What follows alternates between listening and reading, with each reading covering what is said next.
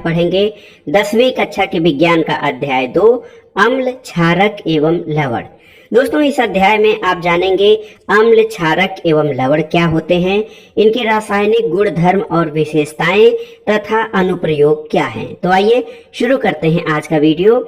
10वीं कक्षा के एनसीईआरटी विज्ञान का अध्याय 2 अम्ल, क्षारक एवं लवण। दोस्तों, आपने पिछले कक्षाओं में ये पढ़ा है कि भोजन का खट्टा और कड़वा स्वाद भोजन में विद्यमान अम्ल और क्षारक के कारण होता है। यदि आपके परिवार का कोई सदस्य अत्यधिक भोजन करने के कारण अम्लता से पीड़ित हो तो आप कौन सा उपचार बताएंगे? नींबू पानी, सिरका या बेकिंग सोडा? दोस्तों, उपचार बताते समय किस गुण धर्म का ध्यान रखेंगे? और आप जानते हैं कि अम्ल और क्षारक एक दूसरे के प्रभाव को समाप्त करते हैं और आपने अवश्य इसी जानकारी का उपयोग किया होगा। इसके अलावा कैसे हमने बिना स्वाद चखे ही खट्टे और कड़वे पदार्थों की जांच की थी कि कौन से पदार्थ खट्टे होते हैं और कौन से कड़वे होते हैं। दोस्तों, आप जानते हैं कि अम्लों का स्वाद खट्टा होता है, यानी अम्ल या एसिड जो होता है ये खट्टा होता है और इसका एक रासायनिक गुणधर्म ये है कि ये नीले लिटमस पेपर को लाल कर देता है। अम्ल की विशेषता ये है कि ये खट्टा होता है स्वाद में और नीले लिटमस पेपर को लाल कर देता है। क्षारकों का स्वाद कड़वा होता है और ये लाल लिटमस पेपर को नीला कर देता है, यानी अम्ल और क्षार एक दूसरे से गुण धर्म में विपरीत होते हैं। लिटमस जो है ये एक प्राकृतिक सूचक होता है और इसी प्रकार आपने जाना था कि हल्दी यानी टर्मरिक भी एक ऐसा ही सूचक है। दोस्तों, श्वेत कपड़े पर लगे सब्जी के दाग पर जब क्षार की प्रकृति वाला साबुन रगड़ा जाता है तब उस धब्बे का भूरा लाल रंग हो जाता है, लेकिन कपड़े को अत्यधिक जल से धोने के बाद फिर से वो पीले रंग का हो जाता है। और अम्ल और क्षारक की जांच के लिए आप संश्लेषित या सिंथेटिक सूचक जैसे मेथिल ऑरेंज और फिनाप्थलीन का प्रयोग भी कर सकते हैं।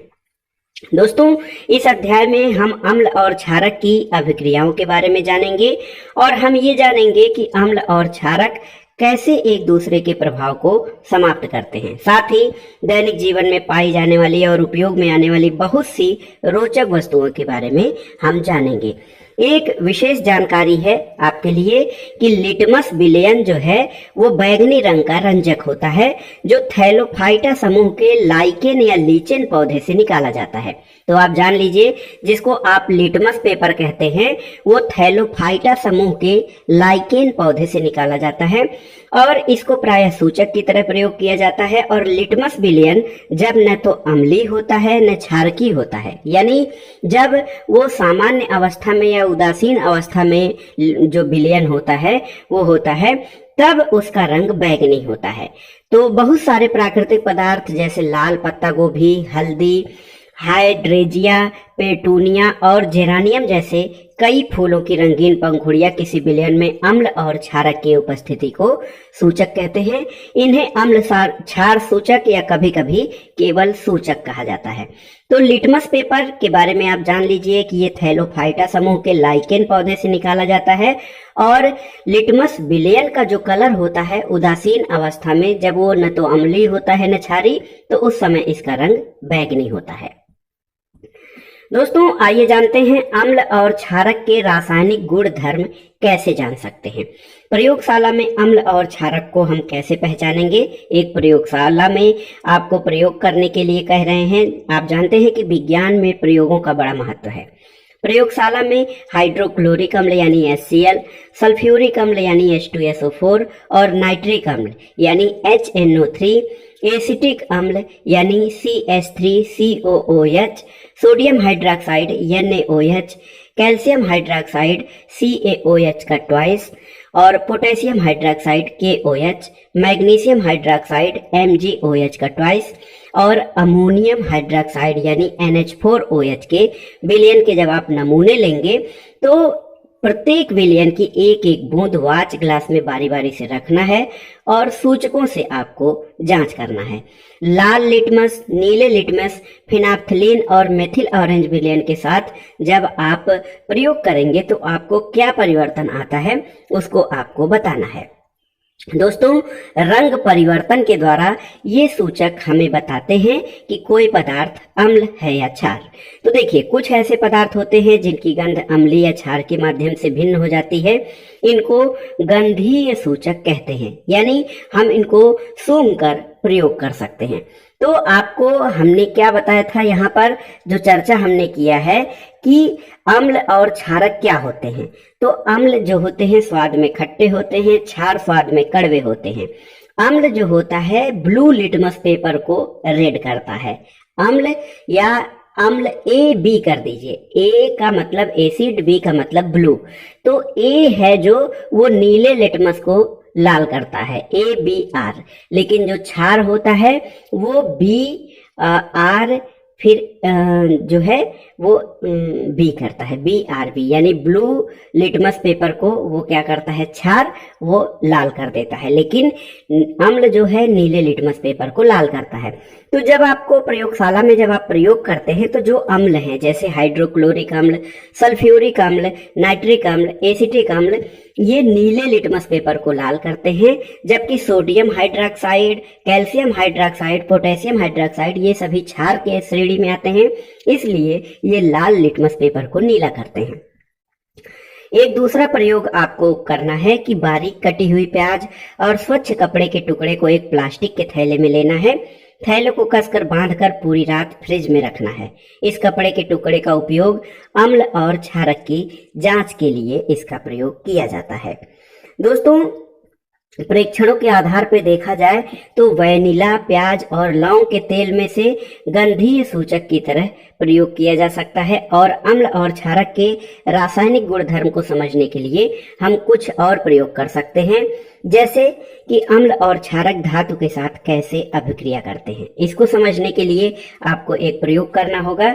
एक परख नली में 5 ml तनु सल्फ्यूरिक अम्ल लेकर इसमें दानेदार जिंक के टुकड़े डालना है।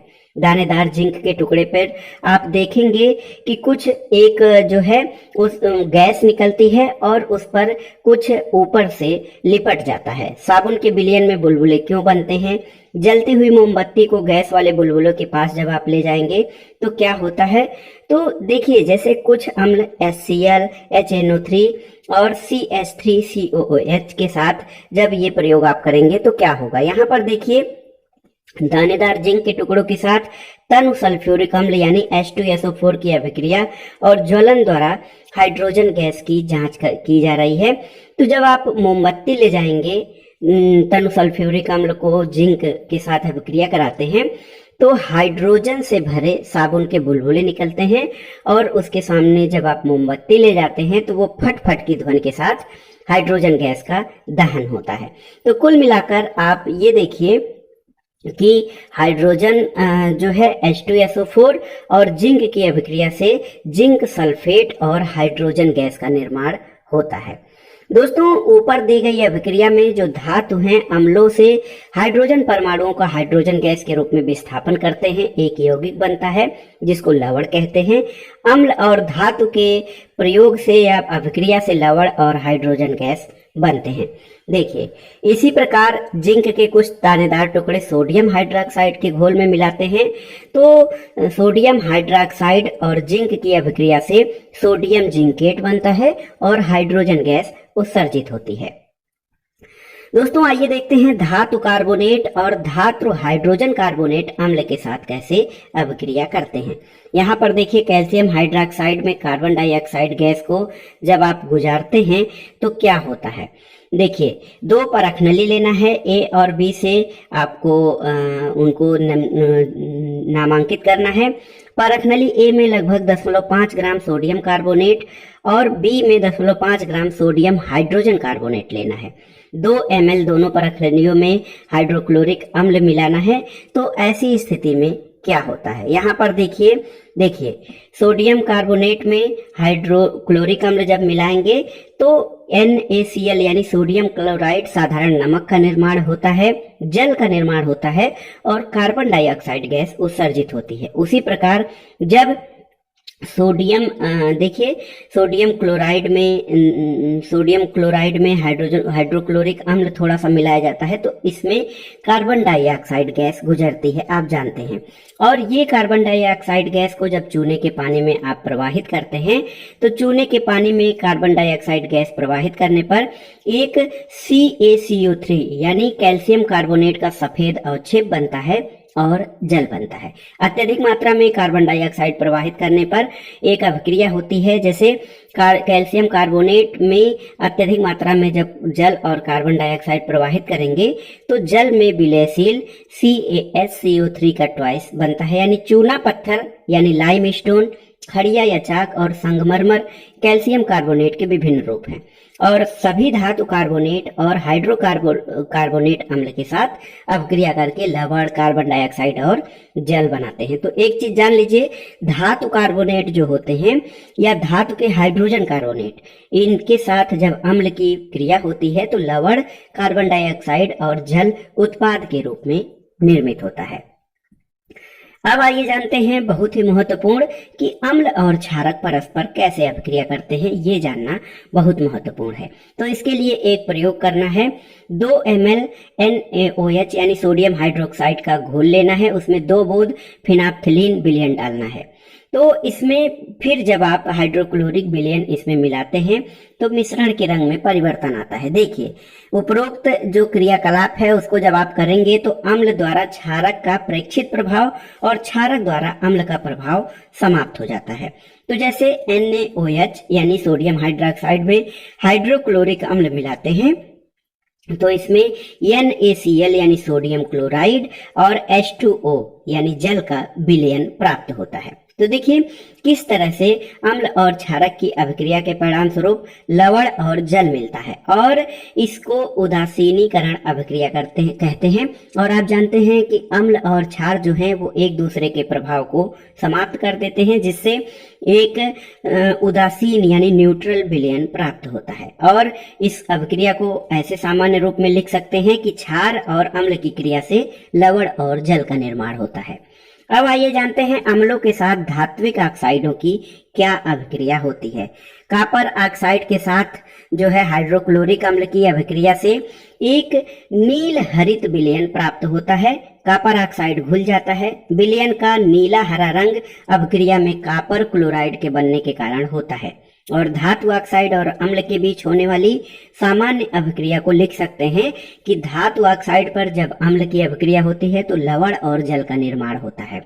क्षारक और अम्ल की अभिक्रिया के समान ही धात्विक ऑक्साइड अम्ल के साथ अभिक्रिया करके लवण और जल देते हैं, इसलिए धात्विक ऑक्साइड को क्षारकीय ऑक्साइड भी कहा जाता है। तो आप जान सकते हैं कि जो धातुओं के ऑक्साइड हैं उनसे जब अम्ल की क्रिया कराते हैं तब भी लवण और जल का निर्माण होता है। और जब आप देखिए अम्ल और क्षार की क्रिया कराते हैं तब भी लवण और जल का निर्माण होता है। क्षारक के साथ अधात्विक ऑक्साइड की क्या अभिक्रिया होती है, जैसे कार्बन डाइऑक्साइड और कैल्शियम हाइड्रोक्साइड चूने के पानी के बीच आप जब अभिक्रिया देखते हैं तो उसमें क्या होता है कि कैल्शियम हाइड्रोक्साइड एक क्षारक होता है और कार्बन डाइऑक्साइड के साथ अभिक्रिया करके ये लवण और जल का निर्माण करता है। क्योंकि ये क्षारक और अम्ल के बीच होने वाली अभिक्रिया के समान है, इसलिए हम ये निष्कर्ष निकाल सकते हैं कि अधात्विक ऑक्साइड अम्लीय प्रकृति के होते हैं। अब आइए देखते हैं सभी अम्लों और क्षारकों में क्या समानताएं हैं। दोस्तों, कुछ अम्लों और क्षारकों में समानताएं होती हैं, तो ये विशेषताएं या समानताएं क्या हैं, जब हम गुणधर्म के अनुसार इसको देखेंगे तो आइए जानते हैं। दोस्तों, सभी अम्लों में समान रासायनिक गुणधर्म होते हैं। ये गुणधर्मों में समानता क्यों होती है, और आप ये भी देखे हैं कि धातु के साथ अभिक्रिया करने पर सभी अम्ल हाइड्रोजन गैस उत्पन्न करते हैं, और इससे ये पता चलता है कि सभी अम्लों में हाइड्रोजन होता है। और एक क्रियाकलाप के द्वारा हम जान सकते हैं कि क्या हाइड्रोजन युक्त सभी यौगिक अम्लीय होते हैं या नहीं। देखिए, ग्लूकोज, एल्कोहल, हाइड्रोक्लोरिक अम्ल, सल्फ्यूरिक अम्ल, इनका विलयन लेकर एक कार्क पर 2 कीले लगाकर 100 ml बीकर में रखना है। इस तरह से आपको प्रयोग करना है। देखिए यहाँ पर प्रयोग को दिखाया गया है, और 6 वोल्ट की बैटरी के दोनों टर्मिनलों के साथ बल्ब और स्विच के माध्यम से इसको जोड़ना है। बीकर में थोड़ा सा हाइड्रोक्लोरिक अम्ल डालकर विद्युत धारा जब आप प्रवाहित करेंगे तो इसमें क्या होगा, देखिए अम्ल की स्थिति जब होती है तो उससे बल्ब जल जाता है। लेकिन आप देखेंगे कि ग्लूकोज और एल्कोहल का जो विलयन है वो विद्युत का चालन नहीं करता है, जबकि जब हाइड्रोक्लोरिक अम्ल उसमें आप डालते हैं तो उससे विद्युत का चालन होने लगता है और बल्ब जल जाता है। तो बल्ब के जलने से ये पता चलता है कि विलयन से विद्युत का प्रवाह हो रहा है और अम्लीय विलयन में विद्युत धारा प्रवाह में उपस्थित इन्हीं आयनों के द्वारा होता है। अम्लों में धनायन हाइड्रोजन आयन और ऋणायन जैसे क्लोरीन आयन और नाइट्रिक आयन, इसके अलावा जो है सल्फ्यूरिक आयन, जो सल्फेट आयन होते हैं, ये सभी ऋणायन होते हैं। हाइड्रोजन आयन धनायन होता है। अम्ल में उपस्थित धनायन हाइड्रोजन होता है। इसके कारण ये पता चलता है कि अम्ल विलयन में हाइड्रोजन आयन यानी हाइड्रोजन धनायन उत्पन्न करता है और इसी कारण उसका गुणधर्म अम्लीय होता है। दोस्तों, सोडियम हाइड्रोक्साइड, कैल्शियम हाइड्रोक्साइड जैसे क्षारकों का उपयोग जो है हम जब करेंगे तो क्या होता है कि जलीय विलयन में अम्ल और क्षारक का क्या होता है, इसके बारे में आइए जानते हैं। दोस्तों, एक प्रयोग करना है। देखिए कैल्शियम क्लोराइड, देखिए एक शुष्क और स्वच्छ परख नली में 1 ग्राम सोडियम क्लोराइड लेना है। परख नली में कुछ मात्रा सांद्र सल्फ्यूरिक अम्ल की डालना है। तो यहाँ पर जो गैस निकलती है उसको जब आप नीले लिटमस पेपर पर प्रवाहित करते हैं तो क्या होता है, देखिए स्थिति ये है कि जब आप नीले लिटमस पेपर पर इस गैस को प्रवाहित करते हैं तो नीला लिटमस पेपर लाल हो जाता है। इसका मतलब क्या है, इसका मतलब ये है दोस्तों कि जल की उपस्थिति में हाइड्रोक्लोरिक अम्ल में हाइड्रोजन आयन उत्पन्न होते हैं और जल की अनुपस्थिति में हाइड्रोक्लोरिक अणुओं से HCl अणुओं से हाइड्रोजन आयन पृथक नहीं हो सकते। तो यहाँ पर HCl प्लस H2O जब आप देखेंगे तो H3O प्लस Cl यानी क्लोरीन गैस निकलती है। दोस्तों, आप जानते हैं कि हाइड्रोजन आयन स्वतंत्र रूप में नहीं रह सकते, लेकिन ये जल के अणुओं के साथ मिलकर रह सकते हैं। इसलिए हाइड्रोजन आयन को हमेशा H प्लस या हाइड्रोनियम आयन H3O प्लस से दर्शाना चाहिए। तो आपने क्या देखा कि अम्ल जो है जल में हाइड्रोनियम आयन देते हैं या अथवा हाइड्रोजन आयन देता है। तो जैसे सोडियम हाइड्रोक्साइड में हाइड्रोजन गैस प्रवाहित करते हैं, जब आप सोडियम हाइड्रोक्साइड जल में घोलते हैं तो सोडियम आयन और जो है हाइड्रोक्साइड आयन निकलता है, OH आयन निकलता है। तो क्षारक जल में हाइड्रोक्साइड आयन उत्पन्न करते हैं। जल में घुलनशील क्षारक को क्षार कहा जाता है। दोस्तों, सभी क्षारक जो होते हैं वो जल में घुलनशील नहीं होते हैं। जल में घुलनशील क्षारक को क्षार कहते हैं। इनका स्पर्श साबुन की तरह होता है, स्वाद कड़वा होता है और इनकी प्रकृति संक्षारक होती है। इनको कभी भी छूना या चखना नहीं चाहिए क्योंकि ये हानिकारक होते हैं। तो हमने क्या जाना, हमने ये जाना कि सभी अम्ल हाइड्रोजन आयन और सभी क्षारक जो है हाइड्रोक्साइड आयन उत्पन्न करते हैं। और अब हम उदासीनीकरण की प्रक्रिया को एक रूप में समझ सकते हैं कि अम्ल और क्षारक एक दूसरे के प्रभाव को उदासीन कर देते हैं और जब इनमें अभिक्रिया होती है तो लवण और जल का निर्माण होता है। सांद्र अम्ल और क्षारक वाले बर्तनों में कुछ चेतावनी के चिन्ह होते हैं और इसमें ये दिखाया जाता है कि इसको हाथ से छूने पर ये कट सकता है, इसलिए इसको हाथ से सीधे पर संपर्क में नहीं आना चाहिए। दोस्तों, जल में अम्ल या क्षारक के घुलने की प्रक्रिया अत्यंत ऊष्माक्षेपी होती है। ऊष्माक्षेपी अभिक्रिया वो होती है जिसमें जो है ऊष्मा निकलती है और जल में सांद्र नाइट्रिक अम्ल या सल्फ्यूरिक अम्ल को मिलाते समय बहुत सावधानी रखनी चाहिए क्योंकि अम्ल को हमेशा धीरे धीरे जल को लगातार हिलाते हुए जल में मिलाना चाहिए। सांद्र अम्ल में जल मिलाने पर उत्पन्न हुई ऊष्मा के कारण मिश्रण अस्फलित होकर या छलक कर बाहर आ सकता है तथा आप जल सकते हैं। सांद्र ही अत्यधिक स्थानीय ताप के उपयोग किया जा रहा कांच का बर्तन टूट भी सकता है और सांद्र सल्फ्यूरिक अम्ल के डिब्बे और सोडियम हाइड्रोक्साइड के बोतल पर चेतावनी लगी होती है कि ये सीधे संपर्क में आने पर खतरनाक हो सकते हैं। दोस्तों, जल में अम्ल या क्षारक मिलाने पर आयन की सांद्रता में प्रति इकाई आयतन में कमी हो जाती है और इस प्रक्रिया को तनुकरण कहते हैं। अम्ल और क्षारक तनुकृत होते हैं। दोस्तों आइए जानते हैं कि अम्ल और क्षारक के विलयन कितने प्रबल होते हैं। आप जानते हैं कि अम्ल क्षारक के सूचकों का उपयोग करके अम्ल और क्षारक में अंतर किया जाता है। हमने हाइड्रोजन आयन और हाइड्रोक्साइड आयन के विलयनों की सांद्रता कम होना और तनुकरण के बारे में जानते हैं। क्या हम किसी विलयन में उपस्थित आयनों की संख्या जान सकते हैं? तो देखिए, इसको जानने के लिए एक सार्वत्रिक सूचक जो अनेक सूचकों का मिश्रण होता है उसका उपयोग किया जाता है। सार्वत्रिक सूचक जो होता है वो यूनिवर्सल इंडिकेटर किसी विलयन में हाइड्रोजन आयन की विभिन्न सांद्रता को विभिन्न रंगों में प्रदर्शित करते हैं। जैसे किसी विलयन में उपस्थित हाइड्रोजन आयन की सांद्रता ज्ञात करने के लिए एक स्केल विकसित किया गया है जिसे पीएच स्केल कहते हैं। पीएच में पी पुंसास या पोटेंस का सूचक होता है। ये एक जर्मन शब्द है जिसको शक्ति कहते हैं, और एच को हाइड्रोजन, यानी पीएच का फुल फॉर्म हो जाएगा आपका पावर ऑफ हाइड्रोजन, यानी हाइड्रोजन की क्षमता। दोस्तों पीएच स्केल सामान्यतः 0 यानी अधिक अम्लता से 14 तक होता है। जिस पदार्थ का या किसी तत्व का विलयन का पीएच मान जितना ही कम होता है वो उतना ही अधिक अम्लीय होता है, और जितना अधिक पीएच मान होता है वो क्षारीय होता है। साधारण भाषा में पीएच को ऐसी संख्या के रूप में देखा जाना चाहिए जो किसी विलयन की अम्लता अथवा क्षारकता को दर्शाते हैं। हाइड्रोनियम आयन की सांद्रता जितनी अधिक होगी उसका पीएच उतना ही कम होगा। तो बढ़ती हुई अम्लीय प्रकृति जो होता है वो जो है हाइड्रोजन आयन की सांद्रता में वृद्धि को दर्शाता है, और बढ़ती हुई क्षारकता की प्रकृति जो है वो हाइड्रोजन आयन की सांद्रता में कमी को दर्शाता है। और आपकी जानकारी के लिए बता दें, किसी भी उदासीन विलयन का पीएच मान जो होता है दोस्तों ये 7 होता है। यानी पीएच मान जो है अगर जो 7 है तो वो विलयन क्षारीय होगा, उदासीन होगा, और पीएच स्केल में किसी विलयन का मान 7 से कम है तो वो विलयन अम्लीय होगा। पीएच मान 7 से अधिक है तो वो क्षारीय होगा। और सामान्यतः पीएच सार्वत्रिक सूचक अंतर्भारित पेपर द्वारा ज्ञात किया जाता है। तो यहाँ पे कुछ चीजें दी गई हैं जिनको आपका पीएच मान की गणना करना है। जैसे लार जो है क्षारीय होता है। आप यहाँ पे देखिए जठर रस जो है दोस्तों यहाँ पर उसकी प्रकृति देखिए किस प्रकार से पत्रों द्वारा दर्शाई गई है। तो जठर रस की प्रकृति अम्लीय होती है। नींबू के रस का पीएच मान 2.2 के बराबर होता है जो अम्लीय होता है। शुद्ध जल का पीएच मान 7.4 या 7 होता है। 7 होता है शुद्ध जल का पीएच मान जो कि उदासीन होता है।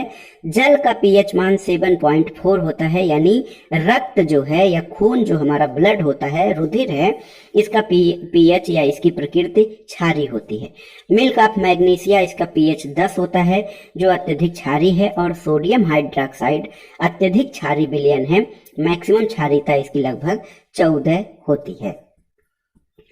दोस्तों अम्ल और क्षारक की शक्ति विलयन जल में क्रमशः H+ आयन और OH आयन की संख्या पर निर्भर करती है।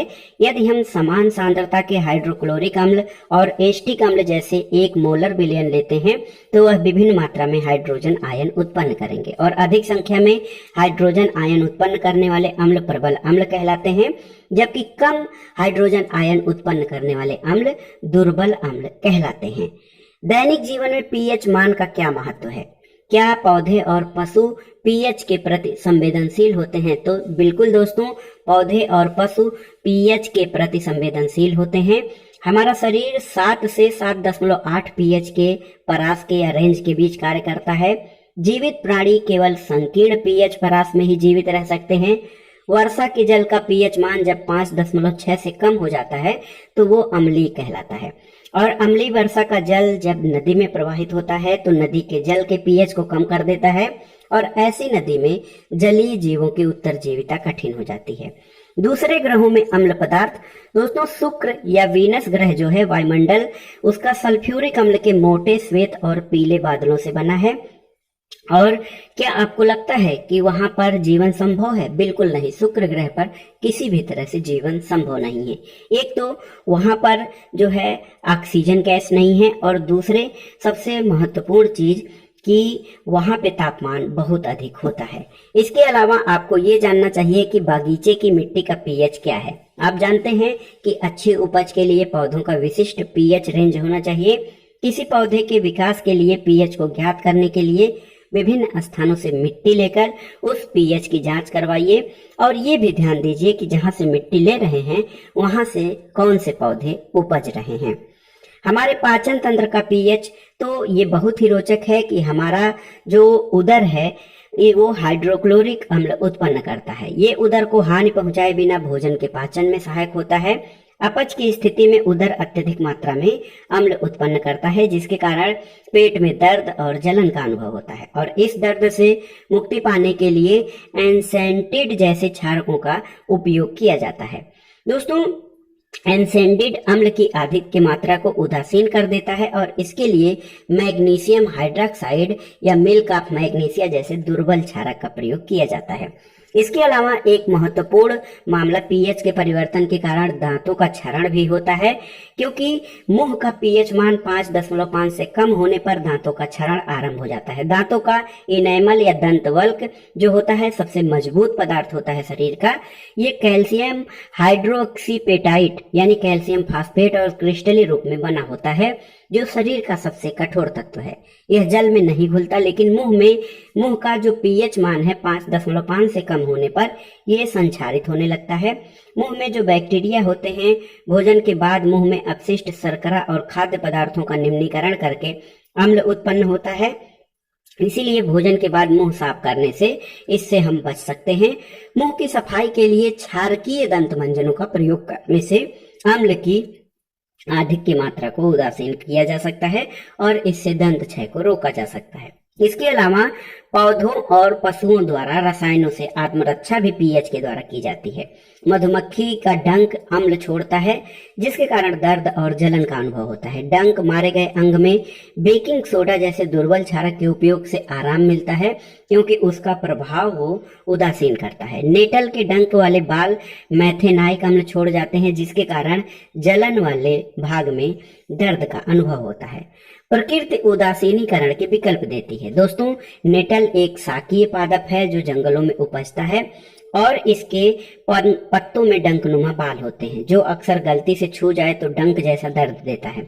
इन बालों से मैथेनाइक अम्ल का स्राव होने के कारण ये दर्द होता है। पारंपरिक तौर पर इसका इलाज डंक वाले स्थान पर डॉक की पत्ती रगड़कर किया जाता है। ये पौधे अधिकतर नेटल के पास ही पैदा होते हैं। क्या आप डाक पौधे की प्रकृति का अनुमान लगा सकते हैं?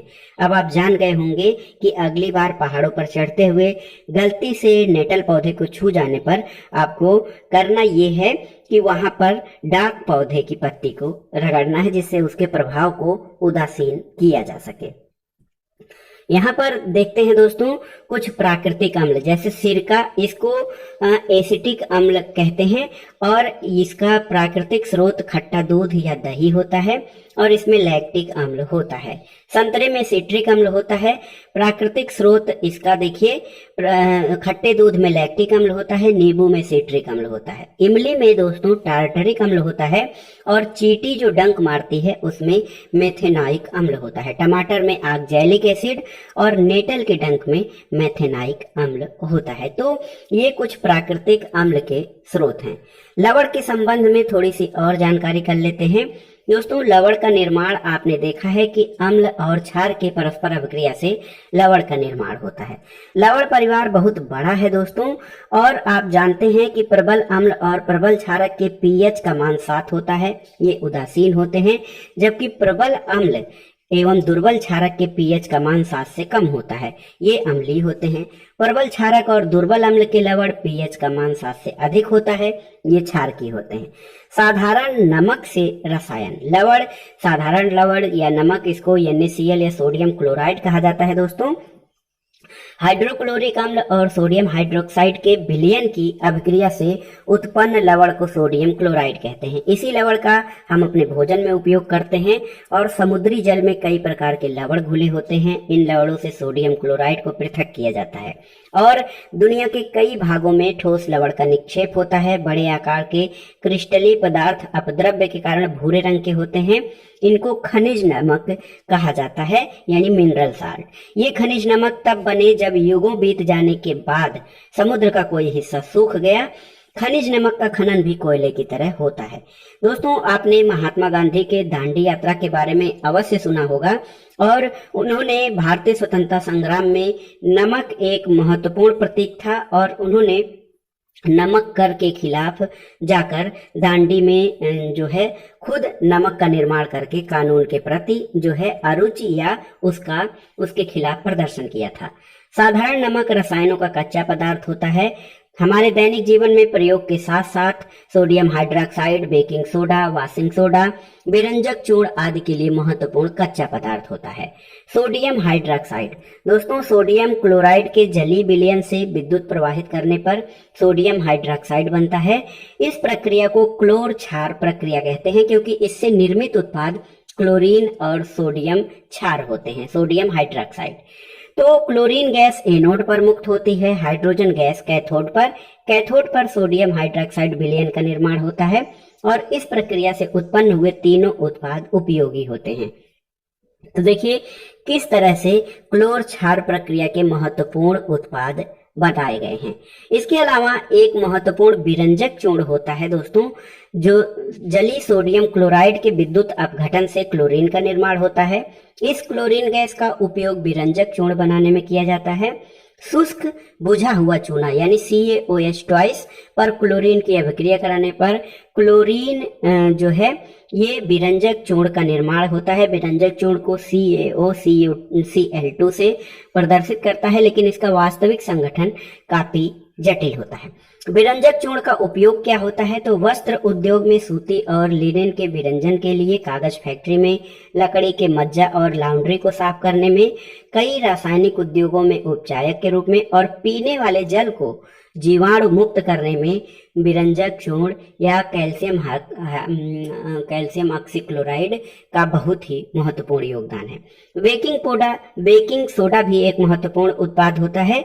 बेकिंग सोडा का उपयोग रसोई घर में स्वादिष्ट खस्ता पकौड़े बनाने के लिए किया जाता है और कभी कभी इसका उपयोग खाने को शीघ्रता से पकाने के लिए भी किया जाता है। इस यौगिक का रासायनिक नाम सोडियम हाइड्रोजन कार्बोनेट यानी NaHCO3 है। इसको बनाने में सोडियम क्लोराइड का उपयोग मूल पदार्थ के रूप में किया जाता है। बेकिंग सोडा के क्या क्या उपयोग हैं? दोस्तों, बेकिंग सोडा का उपयोग बेकिंग पाउडर बनाने में किया जाता है और बेकिंग सोडा और टार्टरिक अम्ल जैसा एक मंद खाद्य अम्ल का मिश्रण होता है। जब बेकिंग पाउडर को गर्म किया जाता है या जल में गर्म किया जाता है तो अभिक्रिया कार्बन डाइऑक्साइड और जल का निर्माण होता है, फिर अम्ल का सोडियम लवण बनता है। दोस्तों, ये जो अभिक्रिया होती है जिसमें कार्बन डाइऑक्साइड, ये इसके द्वारा पावरोटी या केक में खमीर उठाया जाता है, इससे मुलायम और स्पंजी हो जाता है। सोडियम हाइड्रोजन कार्बोनेट भी एंटासिड का एक संघटक है और क्षारीय होने के कारण ये पेट में अम्ल की अभिक्रिया को अधिकता को उदासीनता से लाभ पहुंचाता है और इसका प्रयोग सोडा अम्ल अग्निशामक में भी किया जाता है क्योंकि कार्बन डाइऑक्साइड गैस आग को बुझाने में महत्वपूर्ण उपयोग में आता है। धोने का सोडा, दोस्तों, इसका रासायनिक नाम जो है Na2CO3 × 10H2O होता है। अमोनियम क्लोराइड से इसको प्राप्त किया जाता है। बेकिंग सोडा को गर्म करके सोडियम कार्बोनेट मिलता है। सोडियम कार्बोनेट के पुनः क्रिस्टलीकरण से धोने का सोडा प्राप्त होता है और ये महत्वपूर्ण क्षारकीय लवण होता है। दोस्तों, सोडियम कार्बोनेट और सोडियम हाइड्रोजन कार्बोनेट कई औद्योगिक प्रक्रियाओं के लिए उपयोगी हैं। धोने के सोडा का प्रयोग कांच, साबुन और कागज उद्योग में होता है। बोरेक्स जैसे सोडियम के यौगिक उत्पादन में होता है और सोडियम कार्बोनेट का उपयोग घरों में साफ सफाई के लिए होता है। जल की अस्थायी कठोरता को हटाने के लिए भी धोने के सोडे का प्रयोग किया जाता है। दोस्तों क्या लवण के क्रिस्टल वास्तव में शुष्क होते हैं? आपको देखना है। यहाँ पर क्रिस्टलन का जल हटाना, एक परखनली में चिमटा लेकर कॉपर सल्फेट के क्रिस्टल को उसमें जब आप गर्म करते हैं तो आपको शुष्क दिखने वाले कॉपर सल्फेट क्रिस्टलों में से जो है जल का क्रिस्टलन होता है। क्रिस्टलन का जल होता है, जब हम इसको गर्म करते हैं तो जल हट जाता है और लवण का रंग सफेद हो जाता है। यदि क्रिस्टल को पुनः जल में भिगोते हैं तो उसका जल पुनः नीला हो जाता है। तो लवण के एक सूत्र इकाई में जल के निश्चित अणुओं की संख्या को क्रिस्टलन का जल कहते हैं। जैसे कॉपर सल्फेट में CuSO4 × 5H2O है, तो आप ये देख सकते हैं कि एक सूत्र इकाई में कॉपर सल्फेट के 5 अणु जल के उपस्थित होते हैं। जिप्सम दोस्तों एक अन्य लवण है जिसमें क्रिस्टलन का जल होता है। इसमें क्रिस्टलन के जल के 2 अणु होते हैं। इसका रासायनिक सूत्र कैल्शियम सल्फेट यानी CaSO4 × 2H2O होता है। प्लास्टर ऑफ पेरिस क्या है? दोस्तों जिप्सम को 373 केल्विन पर गर्म करने पर यह जल के अणुओं का त्याग करके कैल्शियम सल्फेट अर्ध हाइड्रेट या हेमी हाइड्रेट यानी CaSO4 × ½ H2O बनाता है। इसे प्लास्टर ऑफ पेरिस कहते हैं। इस पदार्थ का उपयोग डॉक्टर टूटी हुई हड्डियों को सही जगह पर स्थिर रखने के लिए करते हैं। और प्लास्टर ऑफ पेरिस एक सफेद चूर्ण होता है जो जल मिलाने पर पुनः जिप्सम बनकर कठोर पदार्थ प्राप्त होता है। दोस्तों जल का केवल आधा अणु क्रिस्टलन के जल के रूप में जुड़ा हुआ है। जल का आधा अणु कैसे प्राप्त होता है? तो कैल्शियम सल्फेट का 2 इकाई सूत्र जल के एक अणु के साथ साझेदारी करते हैं और इससे प्लास्टर ऑफ पेरिस का निर्माण होता है। POP जिसको शॉर्ट में कहते हैं, इसका उपयोग खिलौना बनाने, सजावट का सामान बनाने, सतह को चिकना करने के लिए किया जाता है। अब दोस्तों इस अध्याय के अध्ययन से आपने क्या सीखा उसके बारे में जान लेते हैं। अम्ल क्षारक सूचक रंजक या रंजकों के मिश्रण होते हैं जिनका उपयोग अम्ल और क्षारक की उपस्थिति को दर्शाने के लिए या पता करने के लिए किया जाता है। दूसरी बात ये कि विलयन में हाइड्रोजन आयन के निर्माण के कारण ही पदार्थ की प्रकृति अम्लीय होती है और विलयन में हाइड्रोक्साइड आयन के निर्माण से पदार्थ की प्रकृति क्षारकीय होती है। इसके अलावा जब कोई अम्ल किसी धातु के साथ अभिक्रिया करता है तो हाइड्रोजन गैस का उत्सर्जन होता है और लवण का निर्माण होता है। जब क्षारक किसी धातु से अभिक्रिया करता है तो हाइड्रोजन गैस के उत्सर्जन के साथ एक लवण का निर्माण होता है जिसका ऋणायन एक धातु और ऑक्सीजन के परमाणुओं से संयुक्त रूप से निर्मित होता है। जब अम्ल किसी धातु कार्बोनेट या धातु हाइड्रोजन कार्बोनेट से अभिक्रिया करता है तो यह संगत लवण कार्बन हाइड्रोक्साइड गैस और जल उत्पन्न करता है और जल में अम्लीय और क्षारकीय विलयन विद्युत का चालन करते हैं क्योंकि ये हाइड्रोजन और हाइड्रोक्साइड आयन का निर्माण करते हैं। अम्ल या क्षारक की प्रबलता को pH जो कि 0 से लेकर 14 तक का स्केल होता है उसको उसके द्वारा पता किया जाता है।